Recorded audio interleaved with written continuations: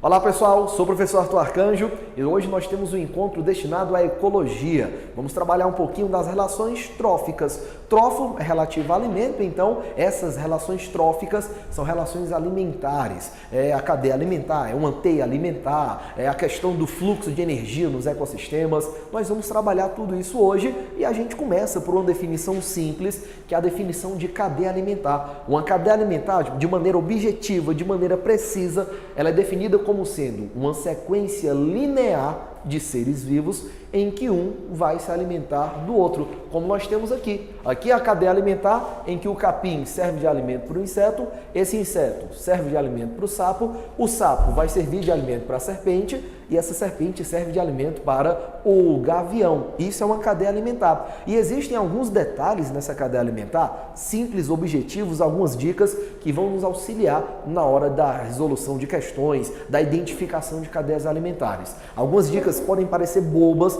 mas elas auxiliam durante o nosso estudo. Primeira dessas dicas, em qualquer que seja a cadeia alimentar, a seta sempre vai sair da presa e sempre vai chegar ao predador. Se a seta aqui então sai de capim e chega ao inseto, é porque o inseto está se alimentando de capim. Se sai do inseto e vai para o sapo, é porque o sapo vai se alimentar do inseto. Arthur, isso é uma coisa ridícula, é uma coisa óbvia. É lógico que o sapo está se alimentando do inseto. Tudo bem, aí tem uma obviedade, aí existe uma lógica. Mas se a questão trouxer letras, se a questão trouxer números, o indivíduo 1 serve de alimento para o indivíduo 3, que serve de alimento para o indivíduo 10, serve de alimento para o indivíduo 1000, serve de alimento para o indivíduo 4. E aí, tem alguma lógica nisso? Não. Como é então que você identifica essas relações alimentares? Identifica pelas setas. Essa é a primeira dica e talvez a mais básica. Segunda dica, toda e qualquer cadeia alimentar começa com os indivíduos produtores, começa com os indivíduos que têm capacidade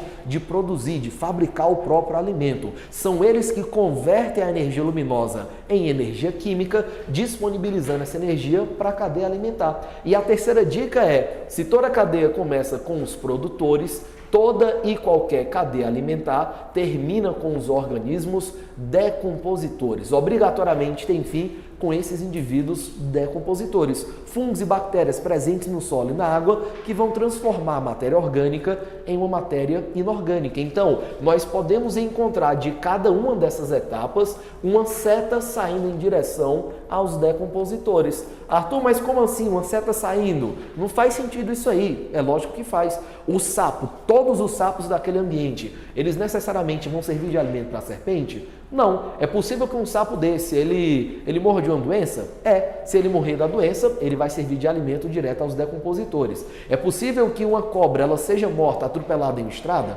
Sim, é possível. Se isso acontecer, ela vai servir de alimento, então, diretamente aos decompositores. Essa é a primeira dica, pessoal. Esse é o primeiro conjunto de dicas que a gente precisa trabalhar. Agora, quando a gente fala na cadeia alimentar, se você analisar um inseto, ele não é um indivíduo produtor, ele não produz o próprio alimento, ele não é um indivíduo decompositor, mas ele é um indivíduo consumidor. É um indivíduo que vai consumir o alimento presente naquele ambiente. O inseto aqui, então, é um consumidor, o sapo é um consumidor, a serpente é um consumidor e o gavião também é um consumidor. Só que a gente pode organizar. Já que o primeiro consumidor a aparecer na sequência é o inseto, nós vamos chamá-lo de consumidor primário. Se o sapo é o segundo a aparecer, é o consumidor secundário, serpente é o terciário e gavião é o consumidor quaternário. Nós encontraríamos então essa organização. Isso é uma cadeia alimentar básica.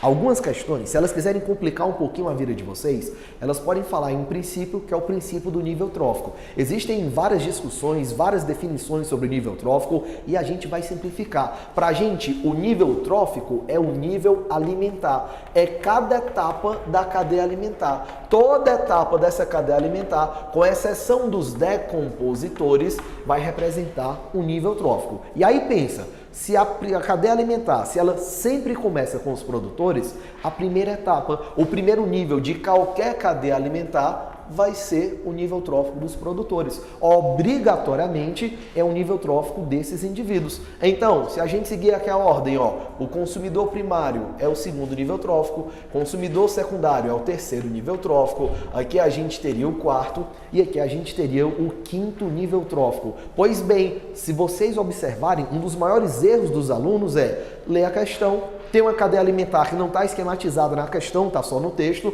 o aluno não monta a cadeia no papel, ele monta na cabeça dele e quando ele vai resolver os itens, lá no item A, por exemplo, logo no primeiro, aparece o seguinte: de acordo com a cadeia alimentar previamente relatada no texto, podemos afirmar que o sapo representa o consumidor terciário, sendo, portanto, o segundo nível trófico. Isso é, as questões, elas invertem esses números aqui. E ao inverter esses números, você vai ter um erro completo na questão. O item se torna completamente falso. Certo? Agora, um detalhe. Apesar da cadeia alimentar ser muito didática, ser uma estrutura que facilita muito a visualização das relações alimentares no ecossistema, essa cadeia alimentar ela não é uma realidade. Ela não retrata a verdade daquele ecossistema. Na verdade, pessoal, essa cadeia alimentar ela não existe na natureza. Pelo que eu coloquei para vocês, essa serpente, ela só está se alimentando do sapo. Quer dizer que se aparecer um rato aqui, essa serpente ela não vai querer comer. Se aparecer um passarinho, ela não vai querer comer. Não, só prefiro agora sapo, não quero nada além. É óbvio que não. Na natureza, os animais se aproveitam do alimento disponível, seja ele qual for. Então, na natureza, na verdade, não existem cadeias alimentares. Existem teias alimentares. Qual é a diferença? Enquanto uma cadeia é uma sequência linear de seres vivos, um servindo de alimento para o outro, a teia alimentar é um conjunto de diversas cadeias alimentares interligadas, inúmeras. Por exemplo, aqui a gente tem uma teia alimentar representada por letras. Eu posso ter uma cadeia alimentar em que A serve de alimento para B, B serve de alimento para D. Outra cadeia alimentar em que A serve de alimento para B, e B serve de alimento para E. Eu posso ter A, C, E e posso ainda ter A, C, F. Isso é uma teia alimentar. Só pela visualização você já vê que é uma estrutura mais complexa. E essa é a ideia. Na natureza, as relações são relações complexas. Inclusive essas relações alimentares que a gente observa aqui. Isso é uma cadeia alimentar. Aqui nós temos um esquema de uma teia alimentar. E nessas relações alimentares, nessas relações tróficas, nós encontramos um fluxo de energia e nós encontramos um ciclo de matéria. O que eu quero dizer pelo fluxo de energia? Nós, organismos vivos, nós obedecemos às leis da termodinâmica. Nós vivemos de acordo com as leis da termodinâmica. Se você pegar a primeira lei da termodinâmica, é a lei da conservação da energia. A energia ela não vai ser criada, ela não vai ser destruída, existe apenas uma conversão. Energia luminosa transformada em energia química transformada em energia térmica, você vai ter uma conversão. Já de acordo com a segunda lei, que é a lei da entropia, não há nenhuma transferência de energia 100% eficiente. Não existe nenhuma transferência de energia com 100% de eficiência. Sempre existem perdas na forma de calor e esse calor ele acaba aumentando a entropia, ele acaba aumentando o grau de desordem ambiental, o grau de desordem naquele meio. Nós vivemos de acordo com essas duas leis e a gente pode tentar entender um pouquinho isso aqui, Imagina que essa estrutura representa o Sol. Está aqui o Sol, feliz, está aqui bombeando sua energia, está aqui emitindo sua radiação aí, luminosa e não luminosa, e essa radiação e essa luz, ela vai chegar para os seres vivos no planeta. Alguns desses seres vivos, alguns vegetais, obrigatoriamente vão ter a capacidade de absorver essa energia luminosa e de transformar essa energia luminosa em uma energia química, como é o caso aqui de uma plantinha de capim.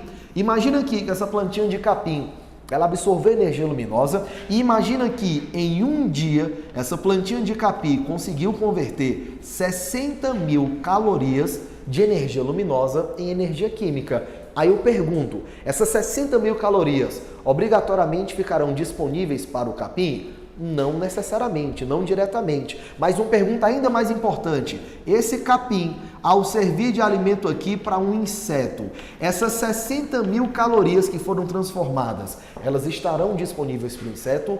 Não, elas não estarão. Primeiro, o capim é um ser vivo, ele consome parte dessa energia. E segundo, se isso aqui é uma transferência de energia, existem perdas na forma de calor. Existem desperdícios energéticos na forma de calor. Nós sabemos hoje que a média de transferência de energia de um nível trófico para o outro é uma média de 10%. Ou seja, dessas 6.000 calorias, somente cerca de 6.000 calorias estarão disponíveis para esse inseto. Arthur, mas somente 6.000 é muito pouco, é uma quantidade reduzida. Essa é a média. Se a gente tivesse aqui, então, outro indivíduo, ele teria acesso a apenas 600 calorias. Outro indivíduo, 60. Outro indivíduo, 6 calorias. Ou seja, existe o que nós chamamos de fluxo unidirecional. A energia sempre flui dos produtores em direção aos consumidores e ela sempre flui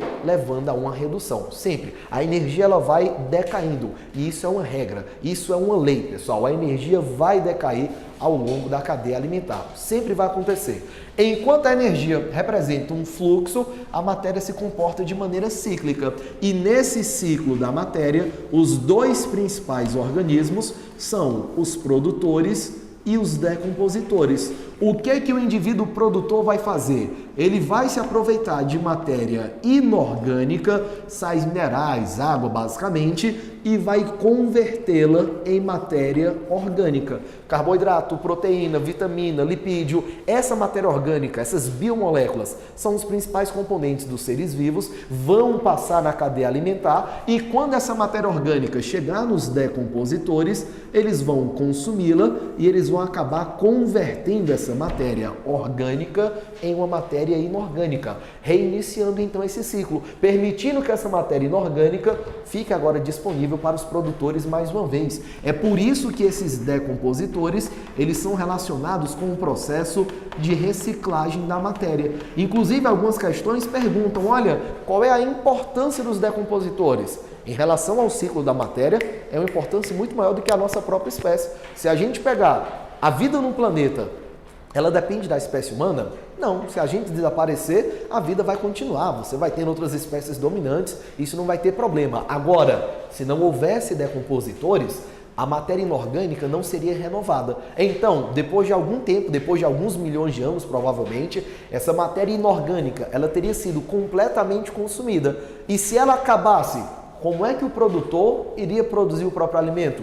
Ele não iria. Como é que um produtor que não produz sobrevive? Ele não vai sobreviver. E se você elimina o produtor, você elimina todo o restante da cadeia alimentar. A gente teria aí um sério risco à vida, pelo menos na forma como nós conhecemos atualmente. Então, a energia representa um fluxo unidirecional, enquanto que a matéria ela vai se comportar de maneira cíclica. Galera, esse era o nosso encontro de hoje. Nós vamos então nos encontrar nas próximas aulas. Até lá!